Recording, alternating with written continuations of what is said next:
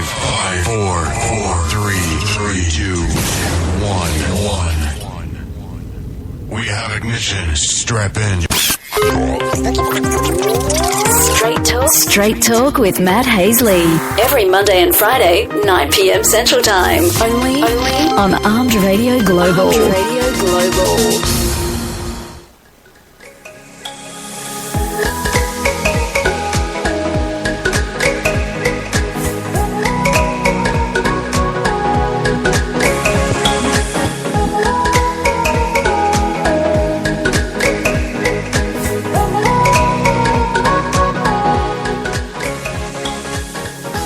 It's Monday night, time for some Straight Talk. This is your host, Matt Hasley, coming at you.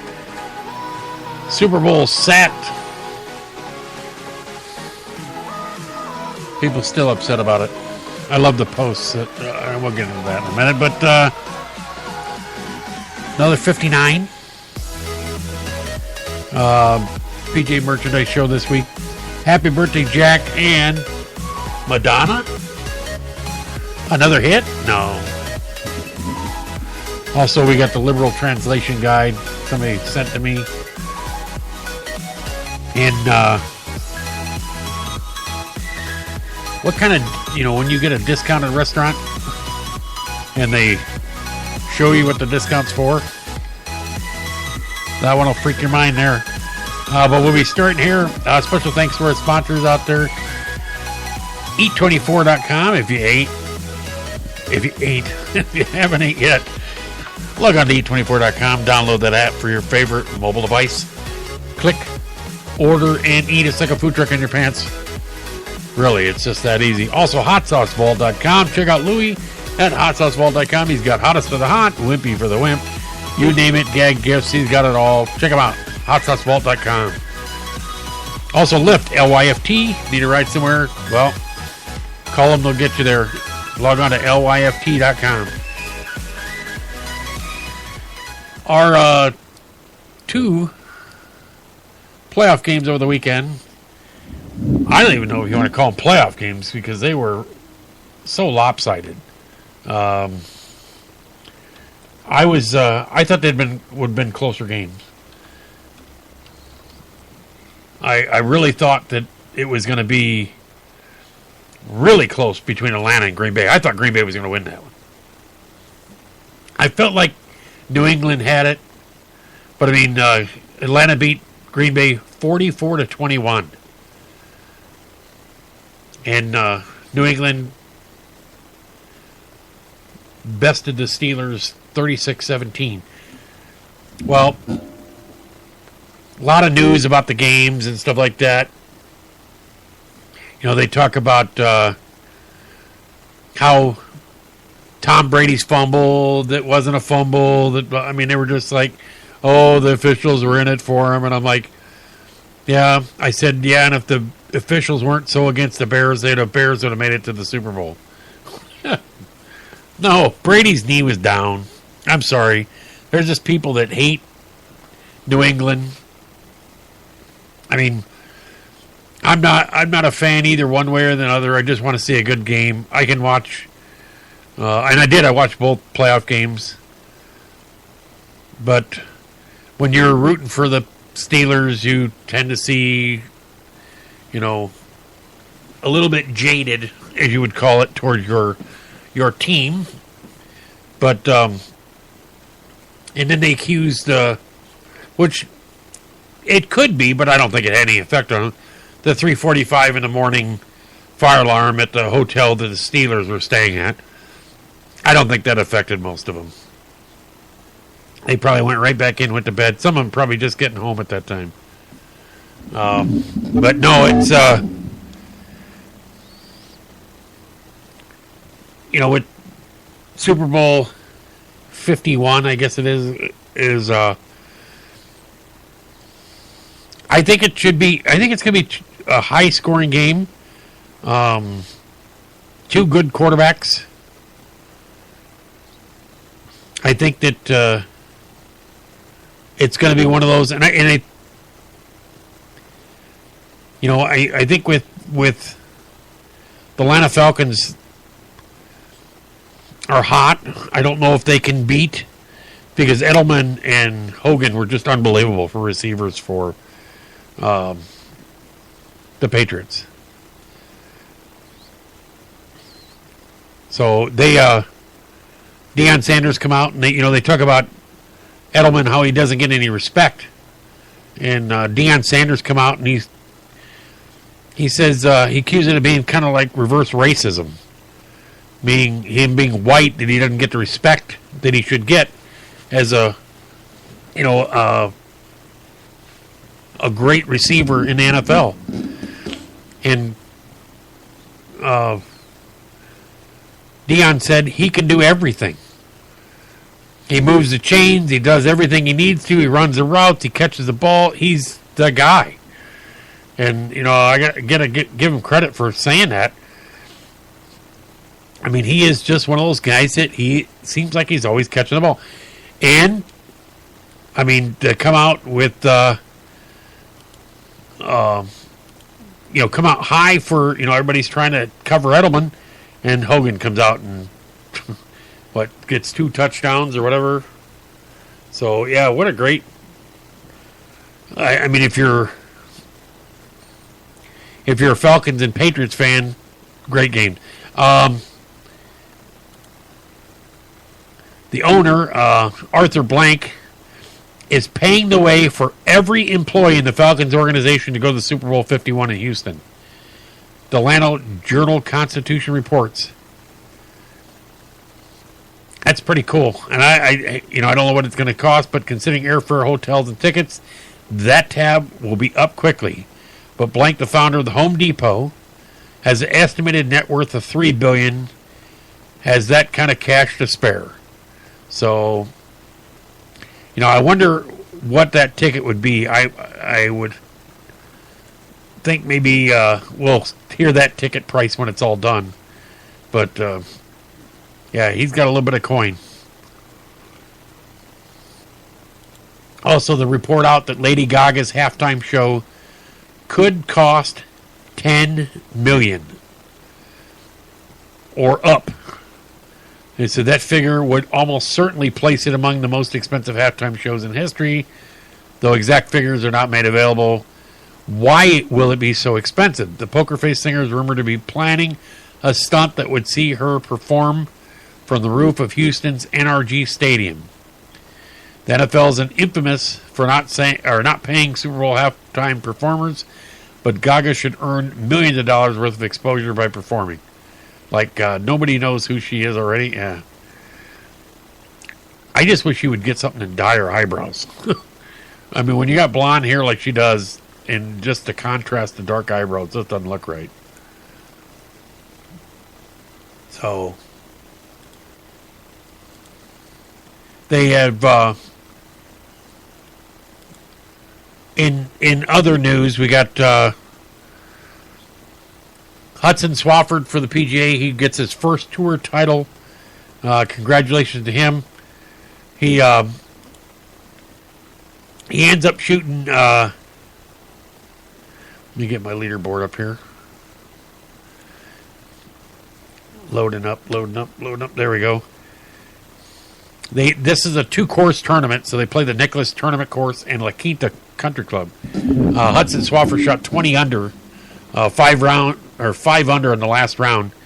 But Adam Hadwin from Canada on Saturday shot 59. He became another member of the 59 Club, which is 3 59s in about 10 days. That's amazing. I would have bet, you wouldn't think that would number be broke very often. But these guys have no fear about going low.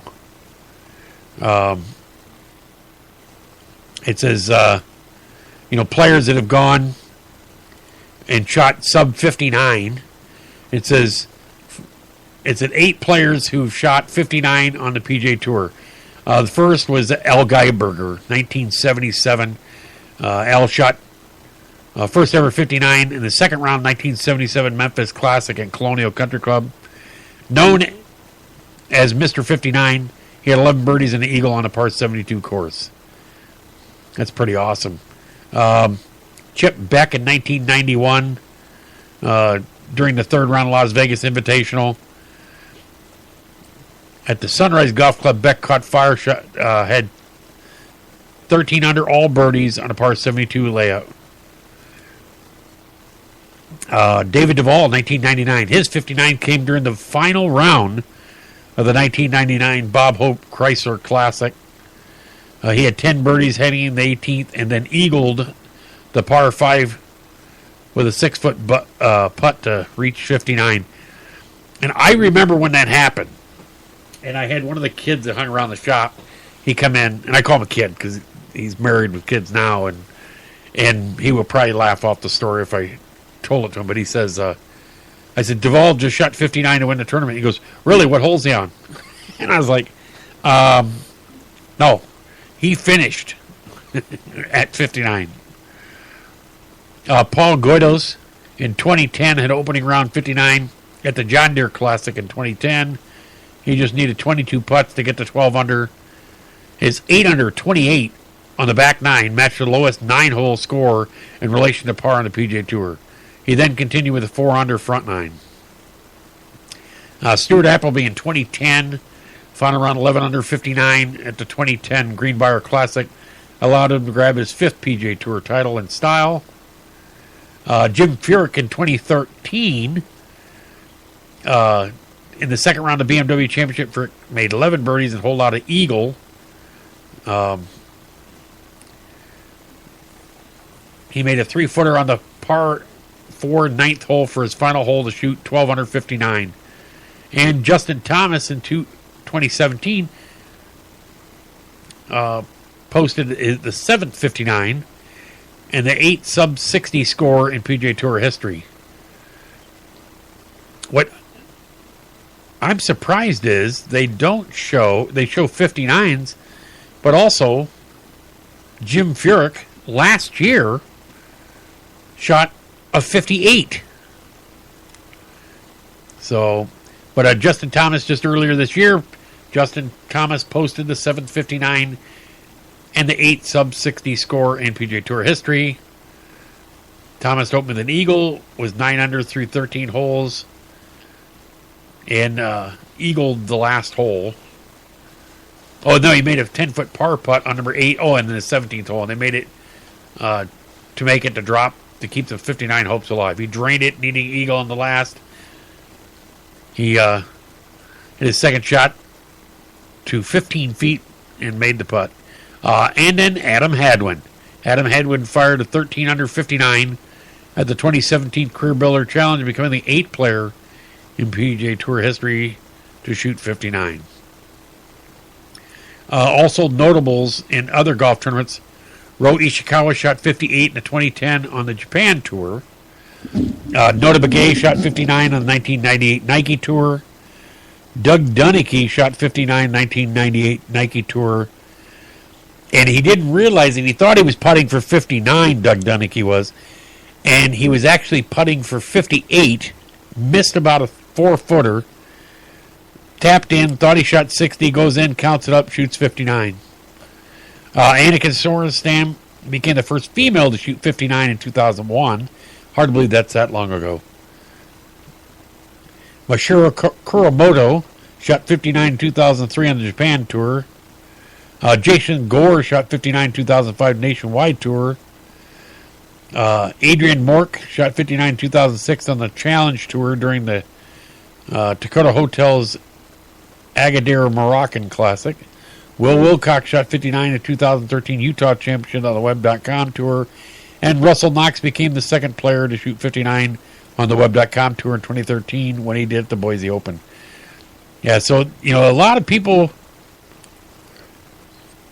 they go, oh, was that on a par 72? I don't care. Shooting 59 is 59. I don't care if you're on a par 70 or par 72. But what's getting to be is these young guns are coming out. They hit the ball so much farther, and they have no fear. So,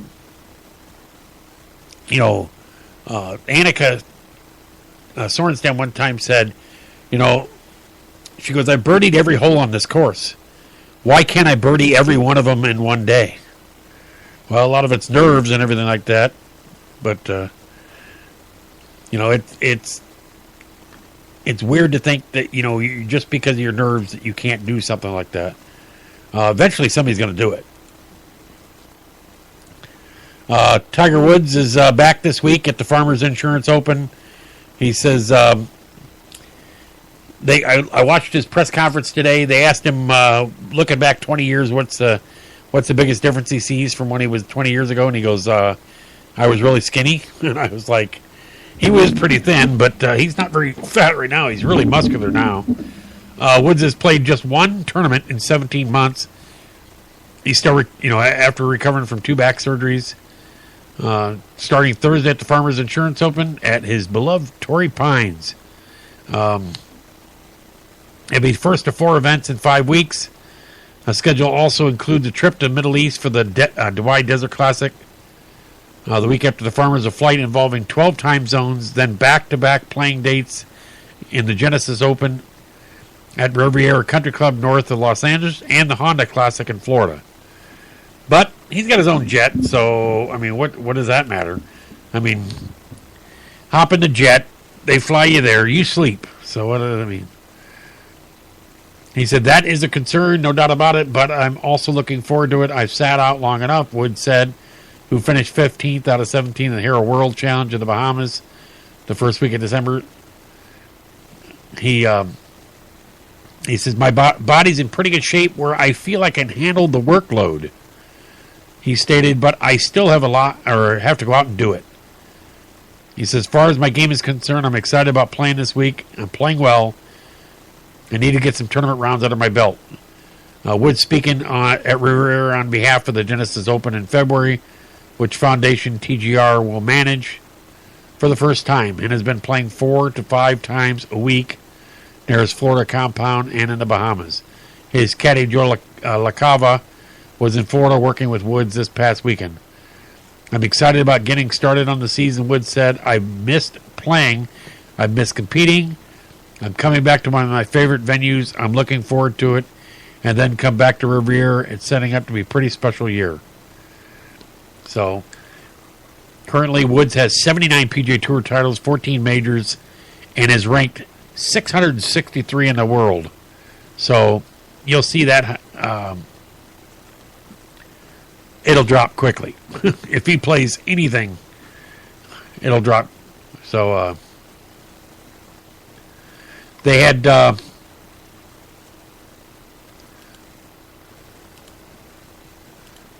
just got a message. Nice picture, George. Where's that at? He showed me a picture, golf picture. That looks nice.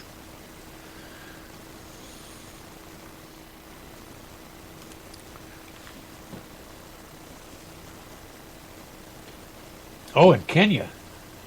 From Nairobi, Kenya. Give me a golf ball from there, George. If you can. Pick me up a ball from the clubhouse if you can. And I think that's pretty nice. Nice looking scene there. Really green. Really beautiful looking golf course. You know one thing I don't see? I don't see cart paths. And I don't see carts. Looks very flat though. But very, very nice looking picture. That's out of your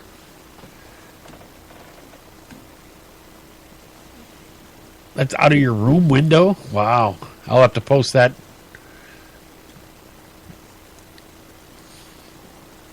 I hate this. My Twitter getting it to come in. Let's see here.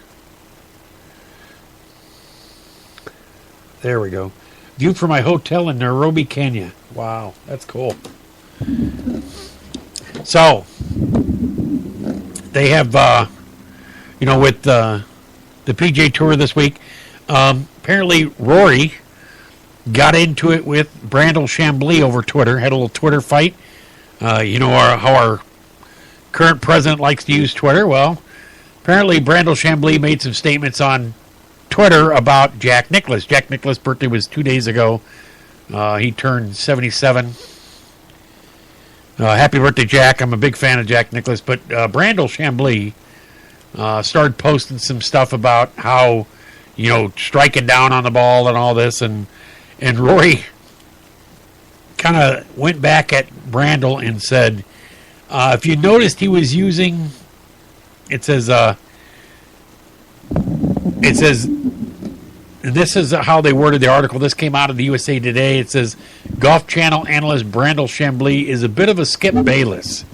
Bold, smart, and never wary of sharing his often bold opinions. Well, I can tell you before I get into this article here, Brandel was very vocal about saying Tiger should withdraw from the Masters.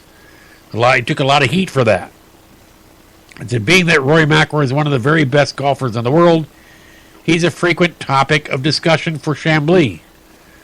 The two bumped heads last year when Chambly criticized Rory's workout habits. And now their Twitter feud is flaring up again. So it started when Chambly claimed that the best drivers of the golf ball actually hit down on the ball rather than up on it. That may sound stupid and wonky to the non-golf nerds, but it is. But it's actually a pretty contentious take in the golf community. Then he tried to prove his point by sharing this picture of Jack Nicklaus. And it shows Jack Nicklaus hitting down on the ball. And it says, enter Rory. And it shows club head speed 123.8. You can watch it. Angle attack plus 3.1. Face to path. And it goes through the whole thing. And it says, it's 2017, and Jordan is hitting a 3-wood in that photo. This is they have a photo of, I guess it's Jordan Spieth. To get the most out of modern equipment, you need to hit up on the driver. That's 356 yards in the picture above, by the way. But wait, it gets better. The killer below was brutal, ultimately brilliant. And it says, he says, pretty sure hitting up with your driver works at Chambly Brandel. So, and then it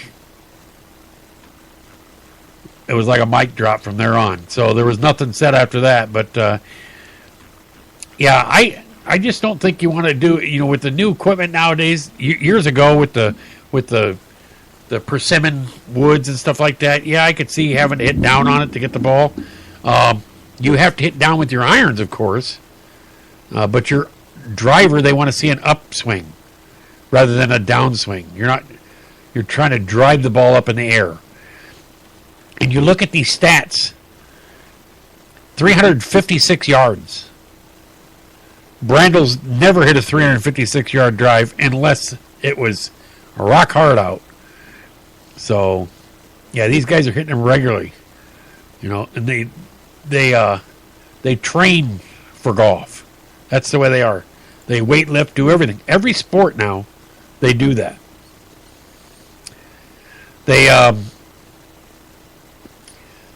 Phil Mickelson's also playing this week.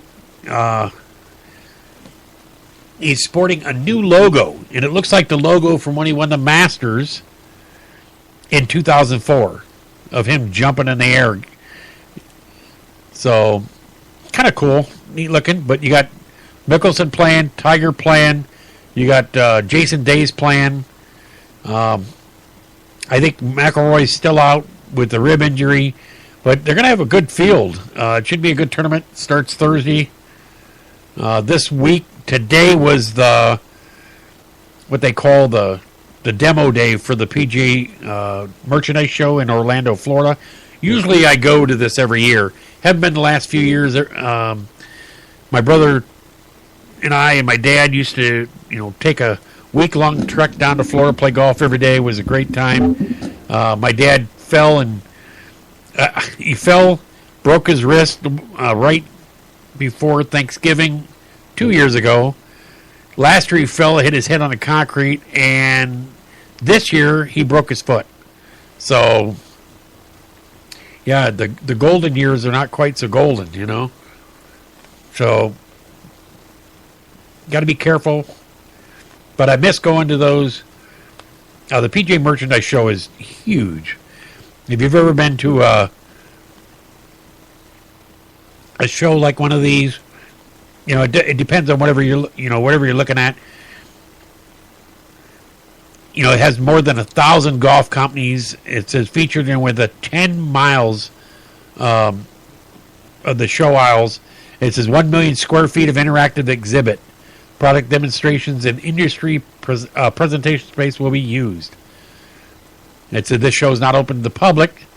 Most attendees are either PGA of American professionals and their guests, or just industry employees and insiders. PGA Show Outdoor Demo Day, which is actually, they're saying was today, and it says January 24th, open exclusively to PGA professionals and invited retailers. The PGA Show Outdoor Demo Day features nearly 100 golf companies within 200 plus hitting bays, practice greens, a vendor village, and a 42-acre Orange County National Golf Center. Demo Day is not open to the public. Additionally, PGA Show Outdoor Demo Day instructional workshops featuring leading PGA professionals. Teachers provide insight into becoming a world-class teacher, instructor, and coach to today's consumer pre-registration required. You look at it, and then they have this is 64th PGA Merchandise Show, and what's wild is I remember when the show used to go Thursday, Friday, Saturday, Sunday. Now the show goes January 25th, 26th, 27th. And you think about being Wednesday, Thursday, Friday, and it used to go the weekend, and now it's changed over the years. They got even indoor demos. They got product spotlights, inventor spotlights, a new product zone, PGA Golf travel pavilion. It's really a cool place to go. If you've never seen it, it's the one year we went. And I think this is the last year we actually were able to attend. Callaway brought in an M60 tank. And, it was a real tank. I went up to it, banged on the tracks and everything. It was the real deal. And they, some of these, it's kind of like golf's Comic-Con. You see all kinds of things you wouldn't believe there. Not as big as it was probably 15 years ago when I first started going, and I was going probably, I think probably 20 years ago we went, and it was crazy. You couldn't get a hotel. You couldn't. It was just nuts. You could barely move in the aisles. Everybody, you name it, was there. I seen tour players there. It's a really cool thing to go check out. It's scaled back some, but companies that had gone away from it are come back to it now. So it's really a cool thing. If you ever get a chance to go, don't turn it down if you're into the golf business. Some people that get to, that are golf fanatics, if they get a chance to go and see it. Because it's not open to the public, so it's one of those where it's really cool, thing to go. And no, you're not getting, gifts and all kinds of things. It's one of those deals where you go and check it out. And, you can do ordering for products there. They have everything from point of sales to, what do you call them? They're simulators. They got golf carts, everything. You see, if you are in the golf business and you need ideas, that's it. They had, it's kind of talking about golf, and you talk about having a bad day. Well, Greg Eason, he's with,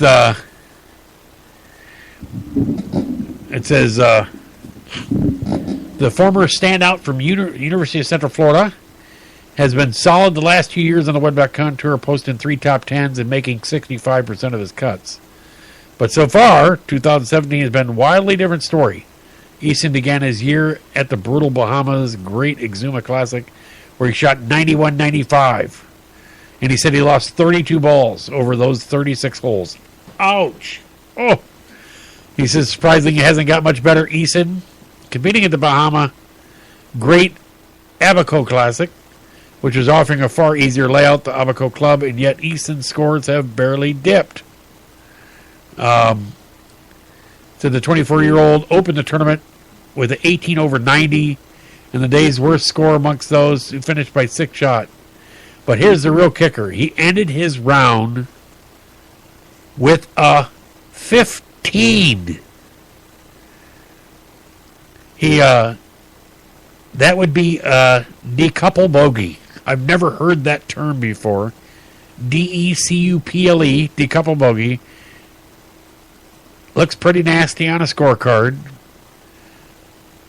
It is the highest recorded score on a hole in Web.com tour history. But if he gets past this and ends up having a solid season, there's no doubt he's the comeback story of the year in golf. To get a 15, I think the highest I've had,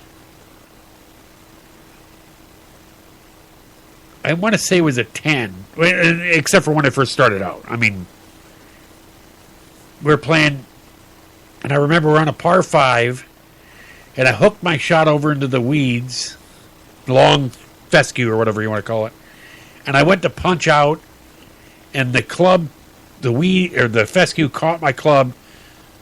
I was right up close to a tree. It ricocheted off the tree, bounced off me, and back to my feet again. Well, that's a 2-shot penalty for hitting myself, not counting the shot I swung at. So, yeah, I think I ended up finishing the hole with a 10.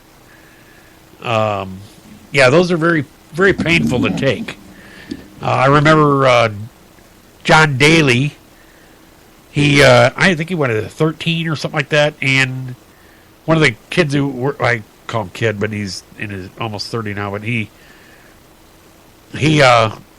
while he was working for me, he tweeted him and said something about, and he had hashtag John Daly on it or whatever, and Daly tweeted him back. It was contradicting what he said as a score, which is kind of funny, but yeah, that's pretty tough, 15. So hopefully his season gets better after this. You talking about golf? Well, apparently golf in China is a little bit different. China is shutting down 111 of its golf courses. So it says Beijing, China has launched a renewed crackdown on golf, closing 111 of its courses in an effort to conserve water and land, and telling members of the ruling Communist Party to stay off the links. The state-run Xinhua news agency said Sunday the courses were closed for improperly using groundwater, arable land, and protected land within nature's reserves. It said authorities have imposed restrictions on 65 more courses. China banned the development of new golf course in 2004 when it had fewer than 200. Since that time, the number of courses more than tripled to 683 before the new crackdown. Developer built courses on the guise of parks and other projects, often with the tacit approval of local officials. In one example chronicled the state media, an illegal golf course boasting 58 villas was originally built as a public sports park, only to be secretly converted later. Many of China's cities, meanwhile, face severe land shortages and other skyrocketing real estate prices. Golf has also come under scrutiny by way of sweeping anti-corruption campaign launched under Chinese President Xi Jinping. The Communist Party warned its 88 million members in 2015 not to play golf, liking it to extravagant eating and drinking and other bad habits that were odds with the party's stated principles. An editorial in the Chinese daily newspaper the following spring clarified the party cadres were not to take free membership or rounds. It said China has veered over the years between rejecting and supporting golf amid a spirit of austerity and attacks on the country's former elites. Mao Zedong banned golf after the founding of the People's Republic of China in 1949. One Shanghai golf course was turned into a city zoo. Golf began to take off in the 1980s under Deng Xiaoping, the Chinese leader who instituted sweeping economic reforms and courted foreign investment. By the 1990s, a course designed by Jack Nicklaus opened at Mission Hills in southern Chinese city of Shenzhen. Mission Hills now has 12 courses and is the largest golf resort in the world. As in football and basketball, the government has invested in developing homegrown golf talent by importing coaches and promoting the sport. Said Australian golfer Greg Norman served for a time as an advisor to China national team, and there are many as 10,000 young golfers and more than 300 international standard competition each year. So they were just starting to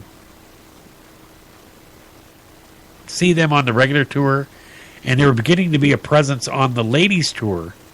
I'm kind of surprised that surprised and not surprised. I mean, if you're set for land, but that's what happens when it's a communist party. They just shut everything down. So if you wanted to invest in a golf course and build your golf course, they just say, nope, we're shutting you down. So if you run a water park, nope, you're using too much water, we're shutting you down. So they need to do is come up with ways to where they can, recapture the water and be able to do is, and they're going to eventually be able to do that, but also, I mean, China does not cracking down on just golf. China's cracking down on unauthorized internet connections. You think about this. This came out of an article out of Reuters. It says China is reinforcing its censorship of the internet with a campaign to crack down on unauthorized connections, including virtual private network, VPN services, that allow users to bypass restrictions known as the Great Firewall. The Ministry of Industry and Information Technology said in a notice on its website on Sunday that it is launching a nationwide cleanup campaign aimed at Internet Service Provider, ISP, Internet Data Center, IDC, and the Content Delivery Network, CDN, companies. It ordered checks for companies operating without government license or beyond the scope of licenses. The ministry said it's forbidden to create or rent communication channels, including VPNs, without governmental approval. I mean, you think about that. It says, you think about them taking over, and if they did decide to do that here in the United States. So that's a little scary to think that might happen. It says China has the world's largest population of internet users, now at 731 million people. And it's home to the biggest internet firms such as Tencent Holding, Baidu Incorporated, and Alibaba Group Holding. The government also aggressively censored the internet, blocking many sites it thinks could challenge the rule of the Communist Party or threaten stability, including sites such as Facebook and Google's main search engine and Gmail service. The ministry asked telecom and infrastructure providers to verify their clients' use of network resources. Authorities have launched numerous operations to combat illegal online behavior, from pornography to gambling. So, imagine Facebook. Nope. Crack it down. Well, I mean, they're trying to do is regulate what is on Facebook here, but not necessarily stopping complete use of Facebook.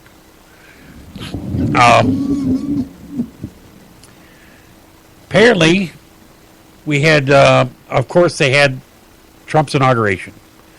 We had controversy over whether the pictures were actual legitimate photos of Trump's inauguration. Well, kind of find out that the photos that they posted to show a little biased in the reporting, but they were taken at early morning instead of right before the inauguration. Of course, he didn't get the population or the amount of people to come out for when President Obama was elected the first time. Oh, President Obama didn't get the amount of people to come out as his first inauguration. The second inauguration was, 800,000 less. So I think he drew enough, quite a few people. And also, President Obama didn't have the protests that Donald Trump had. I've seen many videos where people were lit this one girl's hair on fire because she didn't like her protest or whatever. She was on the other side, and it was a liberal person that lit the person's hair on fire, not a Trump supporter.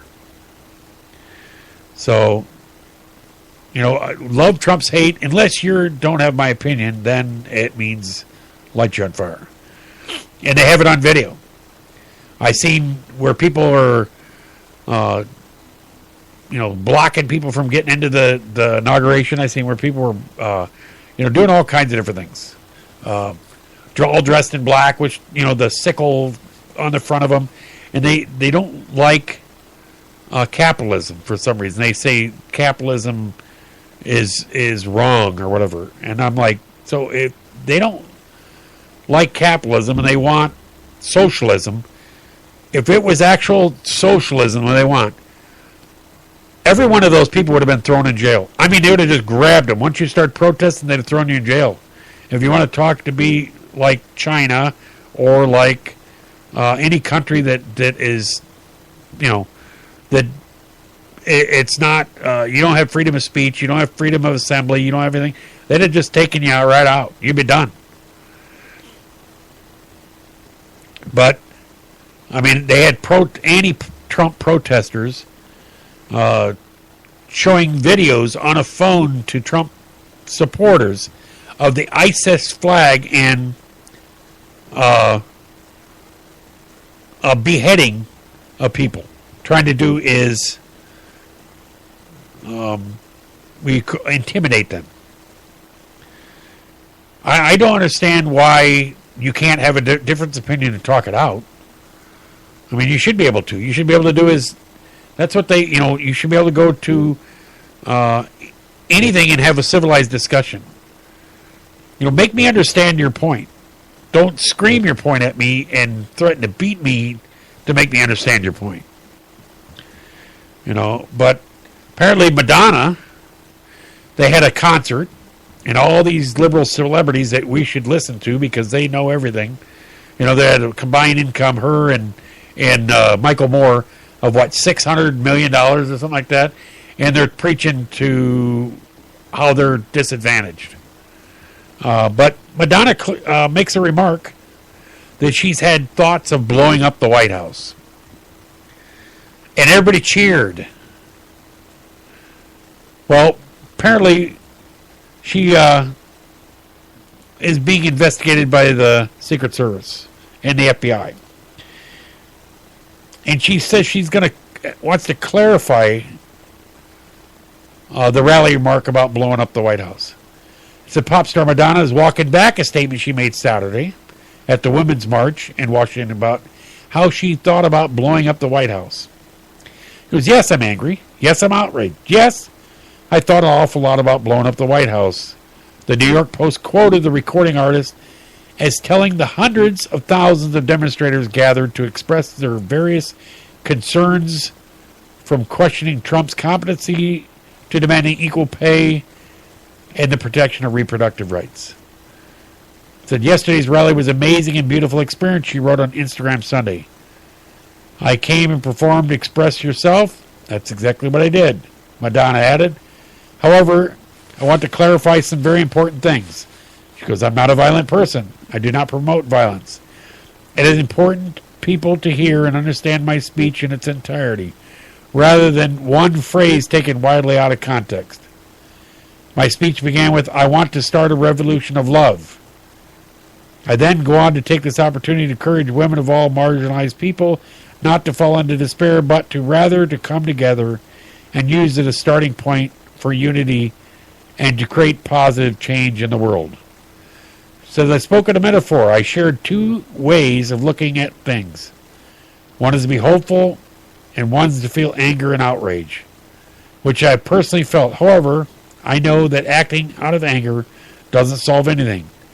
And only way to change things for the better is to do it with love. It was truly an honor, part of my audience chanting, "We choose love." I don't know how you have thoughts of blowing up the White House out of context. I don't know how that accidentally comes out and is skewed to be wrong or different than what you said. I think she did was walk back her comments because she realized what kind of trouble that she can actually get into. You know, you sit there and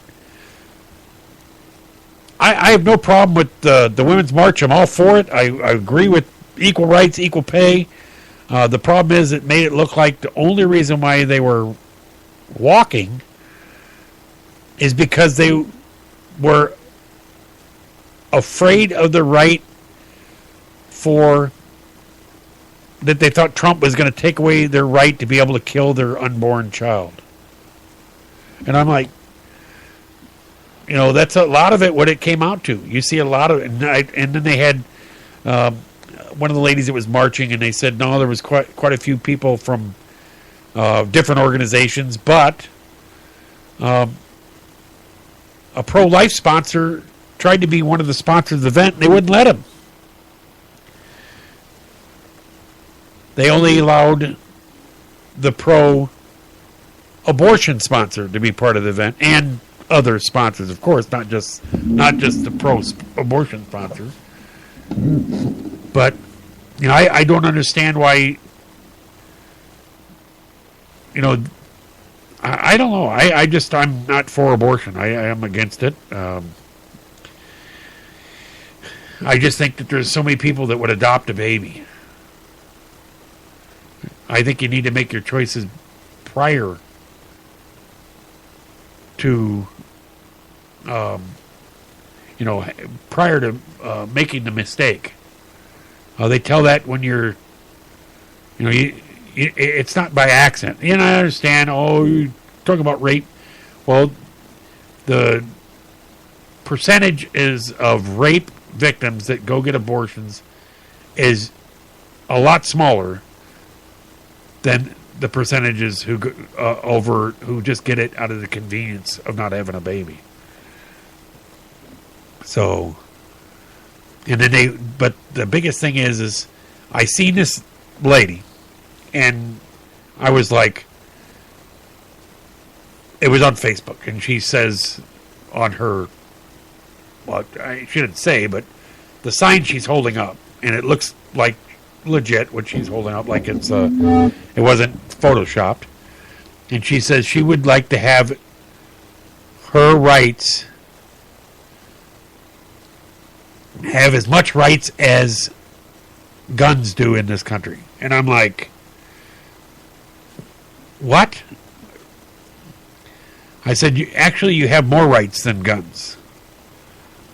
And, if people don't understand that as well, one, I can't take a gun to school. I can take a woman to school. I can't take, a woman can vote. I can't take a gun to a polling place. I have to pay to have a permit to be able to carry my gun. I don't have to pay to have a permit to carry a woman around with me.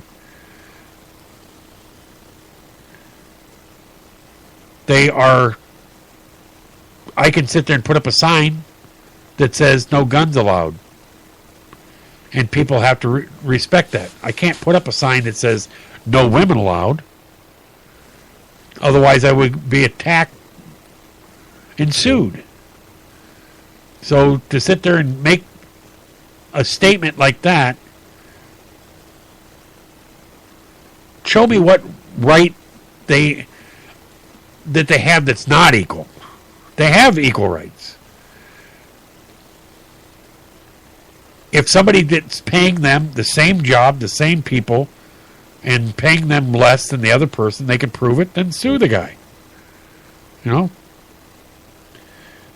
I'm sure there is, people that are paid less that, as a man or woman. I think they should be just. They should be able to get the right pay. I have no problem with that. I had no problem with the people that want to do is demonstrate for climate change. If you feel that that's what we're in trouble if we're climate, if we don't sit there and take care of our environment, that's you're more power to it. But then I saw how they were talking about climate and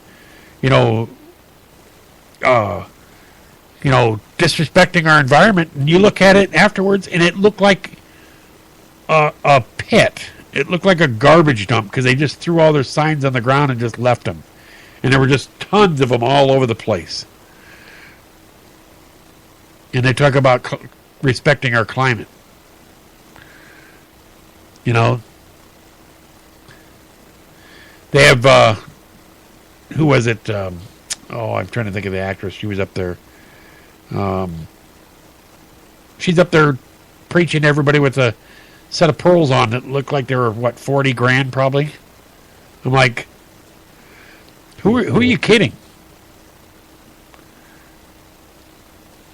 So, yeah, it's, and then I seen people with outfits on, and just some of the signs are just like, wow. And you wonder why you don't get any respect from people to go out there and act like that. I'm sorry, but I don't care if a guy acts like that. I don't have any respect for them when they act like that. That's fine. You want to go march, but dressing up in costume to make you look like a vagina, whatever. I can understand you don't like Trump. That's fine. As Trump said, why didn't all these people vote? So I'm sure a lot of them will be out next time to vote. So, yeah, it's just sad to see we're this divided, as you want to call it. And the bad part of it is I see love trumps hate. Love trumps hate. They always say that. And I see people attacking Trump supporters and, throwing rocks at them, hitting them with stuff. I'm like, how is your message, love, coming over? Not very good. So I don't know. I don't know what you do. It's just crazy. Well, you got 2 weeks, Super Bowl coming up in 2 weeks. We have, I wanted to talk about the kind of funny news story is there was a family that went to, or I don't know family, but they went to, and they had a California restaurant. And it says, and I'm bringing up the article here. It says, maybe I am changing screens there, but it says the manager of a California restaurant where a customer receipt revealed,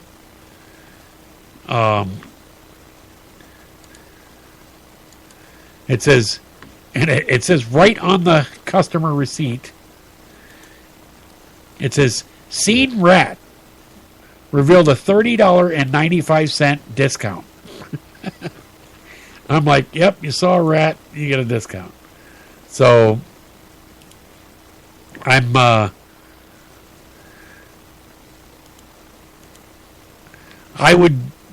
don't know if that would be it's just weird.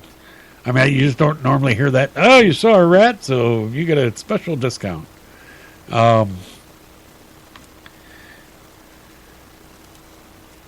We have my screen switching channels there. Oh, also, Foxconn CEO says that an investment for a display plant in the U.S. would exceed $7 billion.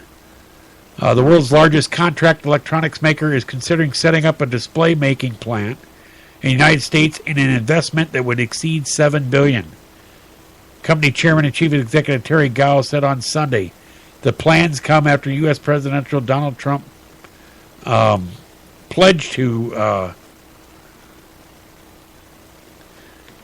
pledge America First in his inauguration speech on Friday, prompting Gao to warn about the rise of protectionism and the trend for politics to underpin economic development. But $7 billion, that's huge money investment. I don't understand why people get upset about, they go, oh, Trump's America First. Why is it wrong? I'm sure Russia is first, and Syria is first, and Mexico first. All the countries should be first. They should take care of themselves first. I just don't understand. Oh, we got about 4 minutes, or 3 or 4 minutes left. Actually, we can go a little bit longer than that. But I wanted to do is, I talked about this, the Liberal Translation Guide. I forgot to bring this up. This was shown to me yesterday by a friend of mine. It says, here is translation guide. This is liberal peaceful protest. It says, no liberals were hurt throwing bricks through windows demanding death to the pigs, or getting together in large gangs to waylay small lone counter protesters from behind. These are what they actually mean by voter suppression. It says cutting into Democrat vote totals by taking any steps toward prevent voter fraud. It says the Constitution. This liberal translation. An outdated, irrelevant document that should be ignored unless you're claiming that some liberal agenda is guaranteed by it, despite the fact that no one noticed it for 200 years. Next one, fascist. People who want to cut spending, abide by the Constitution, and to get the government off your back. The next one else is 5. We want the government out of our bedrooms. We want the government out of our bedrooms right after they forced the Pope to buy us birth control and promise to support our children if we decide not to use the IUD suggested by the Pope, because who does that guy think he is, right? 6. Greedy. People want to keep money that they've earned instead of giving it to people who don't work as hard, but do vote for Democrats. Sexism. Disagreeing with Hillary Clinton, opposing the abortion of female babies, or being against mentally ill men being allowed to use bathrooms with women. Radical position. Relatively popular non-liberal positions that have been around for as long as anyone can remember, that liberals have recently decided to oppose, almost entirely to make themselves appear more sensitive. Example, refusing to change the name of the Redskins, or believing you can't change genders via surgery is a radical position. Next, angry white male, a white guy who votes Republican. Next, the intellectual. It says those who refuse to acknowledge that liberal college professors who could cut it out outside of a university or MSNBC are right about everything. Next one, racist. Those people who believe they should be judged by the content of their character, not the color of the skin, and those who believe in enforcing immigration laws that are already on the books. 12, climate change denier. Someone who actually judges global warming based on the available science evidence instead of coming up with socialistic agenda first and then passing out grant money to any scientists who are willing to attempt to justify it.